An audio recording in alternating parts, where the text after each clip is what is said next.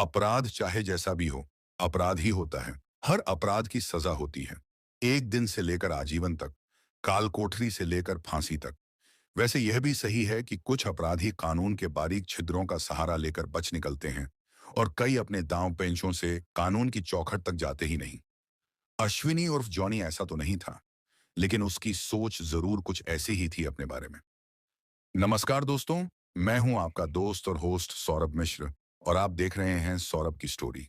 और आज की स्टोरी शुरू करने से पहले आप सभी से एक छोटी सी रिक्वेस्ट है कि अगर अभी तक आपने हमारे चैनल को सब्सक्राइब नहीं किया है तो चैनल को सब्सक्राइब कर लीजिए और वीडियो को लाइक कर दीजिए।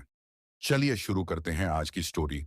अश्विनी उर्फ जॉनी जिला बिजनौर के कस्बा बढ़ापुर का रहने वाला था। पढ़ा लिखा, पिता सुभाष धामपुर की गन्ना सहकारी समिति में नौकरी करते थे। शिक्षा के महत्व को समझने वाले सुभाष ने अश्विनी को एमकॉम तक पढ़ाया था। उसने इंटरमीडिएट श्योहारा के स्कूल से किया। आगे की पढ़ाई के लिए उसके पिता सुभाष ने जॉनी को उसके मामा हर्ष के घर दौलताबाद भेज दिया था। वहीं रहकर जॉनी ने नजीबाबाद के कॉलेज से बीकॉम और एमकॉम की डिग्रियां हासिल की। इसके अलावा मामा के घर रहकर उसने कई डिप्लोमा भी किए ताकि मौका मिलने पर किसी अच्छी नौकरी में निकल जाए। पढ़ाई के दौरान ही निकिता से उसकी घनिष्ठता बढ़ी। निकिता दौलताबाद की रहने वाली थी, मतलब उसके मामा के गांव की। जॉनी और निकिता की निकटता कई सालों तक बनी रही। बाद में यह बात भी सामने आई कि जॉनी ने निकिता को प्रपोज किया था, लेकिन उसने मना कर दिया था। करीब 4 से 5 साल पहले की बात है, जब जॉनी को कोई अच्छी नौकरी नहीं मिली तो वह दिल्ली से सटी औद्योगिक नगरी नोएडा चला गया था। वहां उसे एक बिल्डर के यहाँ नौकरी मिल गई। अगले 4 साल उसने नोएडा में ही गुजारे। बीच बीच में घर भी चला जाता था। इस बीच निकिता को एयर होस्टेस की नौकरी मिल गई थी और वह दुबई चली गई। कहते हैं जॉनी और निकिता की फोन पर बराबर बातें होती थीं। अश्विनी उर्फ जॉनी दादा बीच बीच में बढ़ापुर स्थित अपने घर आता रहता था। करीब 1.5 साल पहले अश्विनी जब घर आया हुआ था तो उसके साथ एक बड़ा पंगा हो गया था। दरअसल बढ़ापुर के ही मोहल्ला नोमी में भाजपा नेता भीमसेन का घर था। नेता होने के नाते भीमसेन के इलाके में तो दबंगई तो चलती ही थी, पुलिस विभाग में भी अच्छी पैठ थी। भीमसेन के बेटे राहुल ने एक अनुसूचित जाति की लड़की से प्रेम विवाह किया था। जॉनी और राहुल हमउम्र थे, साथ साथ उठने बैठने और खाने पीने वाले। जॉनी कभी कभी मजाक में राहुल की शादी को लेकर कमेंट कर देता था, जो गलत था। यह बात राहुल को बुरी लगती थी। इसी बात को लेकर एक दिन दोनों में विवाद हो गया। बात बढ़ी तो राहुल और उसका चचेरा भाई कृष्णा जॉनी से उलझ गए। दोनों ओर से मारपीट हुई। एक तरफ 2 भाई थे, दूसरी तरफ अकेला जॉनी। इसके बावजूद जॉनी दोनों पर भारी पड़ा तो भीमसेन के परिवार के लोग भी झगड़े में कूद पड़े और अश्विनी को नंगा करके पिटाई कर दी। बात थाने तक गई। पुलिस ने रिपोर्ट दर्ज न करके दोनों पार्टियों को थाने बुलाया। यहां भीमसेन की नेतागिरी काम आई। पुलिस ने नेताजी के साथ आए लोगों, उनके बेटे राहुल और भतीजे कृष्णा को सम्मानपूर्वक कुर्सियों पर बैठाया, जबकि अश्विनी को न केवल फर्श पर बैठाया गया बल्कि 2 से 4 पुलिसिया हाथ भी जमाए गए। बातचीत के बाद पुलिस ने दोनों पार्टियों का लिखित समझौता करा दिया। इतना ही नहीं, पुलिस ने अश्विनी से नेताजी के पैर छूकर माफी भी मंगवाई। अश्विनी को इस बेइज्जती से गहरी चोट पहुंची। उसे लगा कि इस बेइज्जती को लेकर वह गांव में नहीं रह पाएगा, इसलिए अपनी बेइज्जती का बोझ उठाए वह अपनी नौकरी पर नोएडा चला गया। नोएडा में फिर से काम शुरू करते हुए अश्विनी ने तय किया था कि गालों पर पड़े बेइज्जती के थप्पड़ को वह अपनी मेहनत के बोझ के नीचे दबा देगा। अश्विनी कॉलेज टाइम से ही निकिता से प्यार करता था। हो सकता है यह उसका एकतरफा प्यार रहा हो, लेकिन यह भी सच है कि उसकी उम्मीद टूटी नहीं थी। वजह यह कि निकिता उससे बराबर बात करती थी। दोनों की बातचीत तब भी चलती रही जब वह एयर होस्टेस बनकर दुबई चली गई। अश्विनी को अपनी मां से बहुत प्यार था। वह मां की हर बात मानता था। इसी साल जून में जब अश्विनी की मां का निधन हो गया तो उसे गांव आना पड़ा। मां की मृत्यु के बाद अश्विनी को लगने लगा था कि वह अनाथ हो गया है। यही वजह थी कि घर में उसका मन नहीं लगता था। कभी वह कस्बा शोहारा चला जाता, कभी नजीबाबाद तो कभी नगीना, या फिर वह गांव के हमउम्र लड़कों के साथ उठता बैठता। इस बीच उसने उन राहुल और कृष्णा से भी दोस्ती गांठ ली थी जिनकी वजह से उसकी बेइज्जती हुई थी और वह गांव छोड़कर नोएडा चला गया था। अश्विनी को जब भी राहुल और कृष्ण मिलते तो वह उनसे घुल मिल कर बातें करता, उन्हें नोएडा और दिल्ली की कहानियां सुनाता। अश्विनी को घर आए 3 महीने हो गए थे।।।।।।।।।। । इस बीच उसने निकिता को कई बार फोन किया, लेकिन उसने फोन नहीं उठाया। । । । । । । । । । । । । । । । । । । । । । । । । । । । । । । । । । । । । । निकिता दौलताबाद की थी। उसकी जानकारी रखने के लिए अश्विनी ने उसी गांव की एक लड़की को बहन बना रखा था। जब निकिता ने बात नहीं की, तो अश्विनी ने अपनी तथाकथित बहन से उसके बारे में पूछताछ की। पता चला कि वह कई महीने पहले दुबई से लौट आई है। उसे यह भी जानकारी मिली कि निकिता की शादी मुरादाबाद के एक लड़के से तय हो गई है। इस जानकारी से अश्विनी के दिल को गहरी चोट लगी। उसने मन ही मन फैसला किया कि निकिता की शादी से पहले उससे एक बार मिलेगा जरूर। 26 सितंबर 2019 को अश्विनी और कृष्णा की मुलाकात हुई तो उसने कृष्णा से कहा, मैं पुरानी बातें भूल चुका हूं, तुम भी भूल जाओ। शाम को पीने पिलाने की महफिल जमाते हैं, राहुल को भी बुला लो। पार्टी होगी कहाँ? कृष्णा ने पूछा तो अश्विनी बोला, उसकी जिम्मेदारी मुझ पर छोड़ दो। खाने पीने और जगह का इंतजाम मैं खुद कर लूंगा। बस तुम लोग पहुंच जाना। जगह के बारे में मैं फोन करके बता दूंगा। बातचीत के बाद कृष्णा चला गया। उसने राहुल से मिलकर कहा, जॉनी काफी पैसे कमाकर लौटा है, पुरानी बातें भुला देना चाहता है, शाम को पार्टी देने की बात कर रहा था। क्यों ना हम भी सब भूल भाल कर उसकी पार्टी में शामिल हों, चलेगा ना? ठीक है, पुरानी बातों को भुला देना ही बेहतर है। बता देना कब कहाँ चलना है। राहुल ने उसकी बातों पर मुहर लगा दी। शाम को अश्विनी ने फोन करके कृष्णा को जगह बता दी, साथ ही कह दिया कि उसने खाने पीने का सारा इंतजाम कर लिया है। अश्विनी ने जो जगह बताई थी, वह बढ़ापुर जाखरी मार्ग किनारे के जंगल में थी। कृष्णा और राहुल अपने चाचा ताऊ के लड़कों दीपक और रवि को लेकर अश्विनी की बताई जगह पर पहुंच गए। अश्विनी उन सबको मुख्य मार्ग से करीब 200 मीटर अंदर जंगल में ले गया। वहां शराब, बियर और खाने पीने की चीजों का पियो पूरा इंतजाम था। थोड़ी देर में पीना पिलाना शुरू हो गया। सब ने जमकर नशा किया। इस बीच छोटी छोटी बातों को लेकर अश्विनी और राहुल में झगड़ा होने लगा। धीरे धीरे बात इतनी बढ़ी कि नौबत मार पिटाई की आ गई। दोनों ओर के लोग बियर की बोतलें तोड़कर खून खराबे पर उतर आए। यह देख कृष्णा और राहुल को छोड़कर बाकी युवक भाग खड़े हुए। ज्यादा नशे की वजह से राहुल और कृष्णा के पैर लड़खड़ा रहे थे। इसी बीच अश्विनी ने कमर से पिस्तौल निकालकर पहले राहुल को 4 गोलियां मारी, जिनमें से 2 गोलियां उसके सिर में, एक सीने में और एक पेट में लगी। फिर उसने 3 गोलियां कृष्णा को मारी, जो उसके सिर, सीने और पेट में लगी।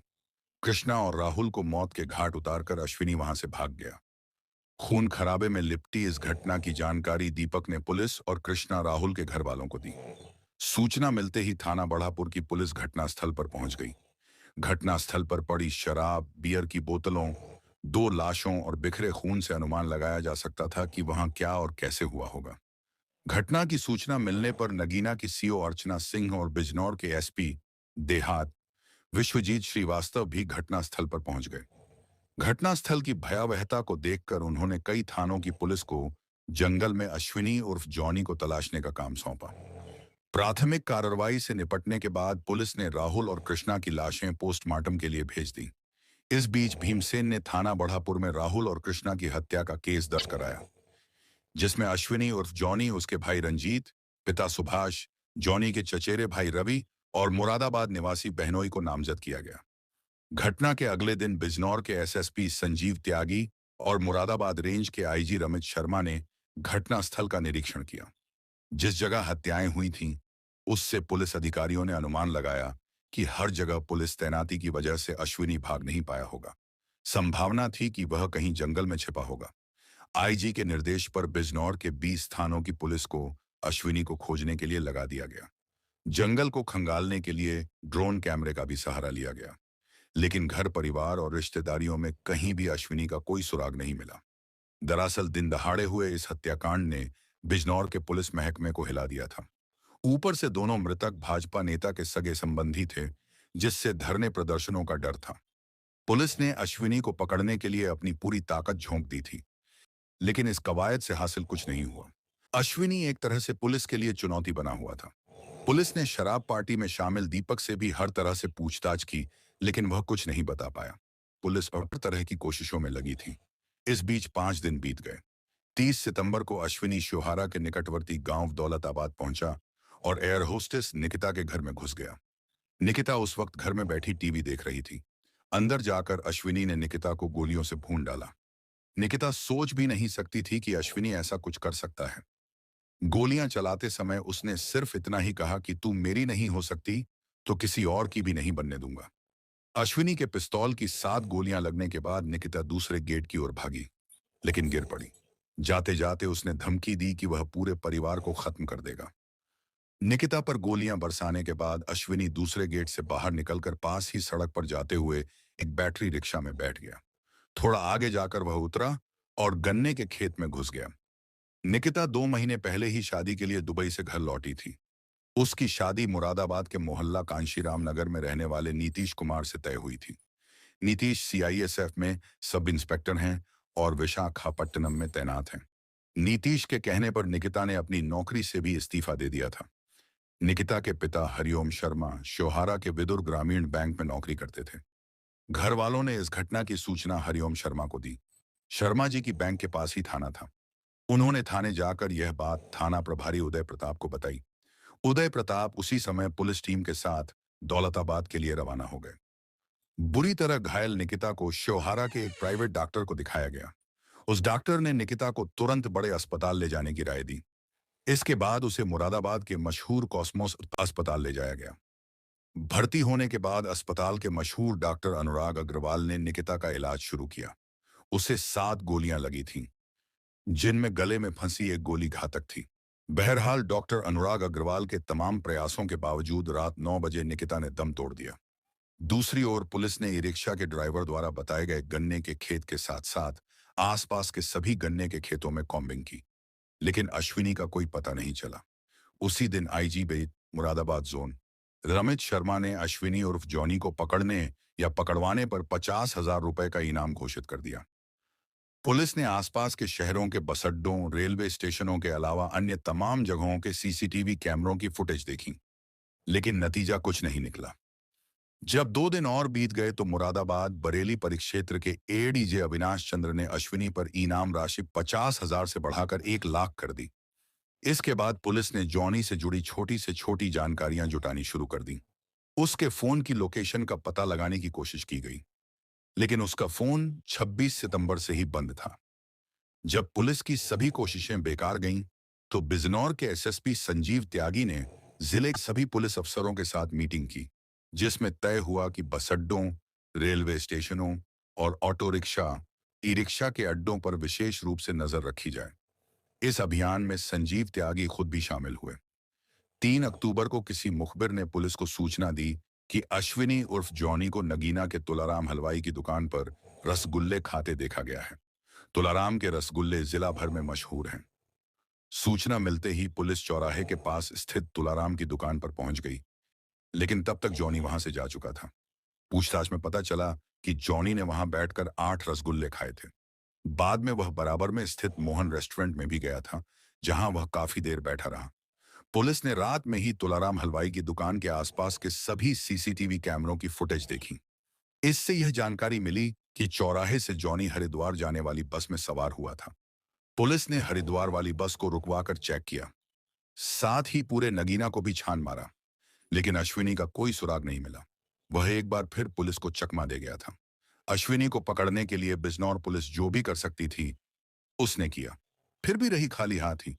5 जून अक्टूबर की रात को बढ़ापुर के थाना प्रभारी कृपाशंकर सक्सेना ने बढ़ापुर की ओर आने वाले वाहनों की चेकिंग के लिए बैरिकेड लगा रखे थे। रात करीब 12 बजे पुलिस ने दिल्ली से आ रही एक बस को रोका। ड्राइवर ने बस सड़क किनारे लगा दी। बस में करीब 1 दर्जन यात्री थे। कृपाशंकर सक्सेना ने 2 सिपाहियों मोनू यादव और बादल पंवार से बस की चेकिंग करने को कहा। चेकिंग के दौरान यात्री अलर्ट होकर बैठ गए। कंडक्टर के आगे वाली सीट पर एक व्यक्ति मुंह पर कपड़ा लपेटे बैठा था। बस के किसी यात्री, यहां तक कि पुलिस ने भी नहीं सोचा था कि वह 1 लाख का इनामी अश्विनी उर्फ जॉनी हो सकता है। मुंह पर कपड़ा लपेटे बैठा युवक नींद में था। नींद में उसका सिर एक ओर को झुका हुआ था। सिपाही मोनू और बादल ने उसके कंधे पर हाथ रखकर मुंह से कपड़ा हटाया तो वह चौंक कर जागा। वह अश्विनी ही था। सामने पुलिस को देख अश्विनी को लगा कि उसका खेल खत्म हो गया है। उसने बिना देर किए कमर से पिस्तौल निकाली और दाईं कनपट्टी पर रखकर ट्रिगर दबा दिया। एक धमाके के साथ खून का फव्वारा छूटा और वह एक ओर को लुढ़क गया। पुलिस वाले समझ गए कि वह अश्विनी उर्फ जॉनी ही था। आंखों के सामने एक युवक को सुसाइड करते देख पूरी बस के यात्री सन्न थे। वैसे असलियत यह थी कि अगर अश्विनी के चेहरे पर कपड़ा न होता तो निस्संदेह पुलिस वाले उसे पहचान ही नहीं पाते। वजह यह कि वह पिछले 10 दिनों से छिपता छिपाता घूम रहा था।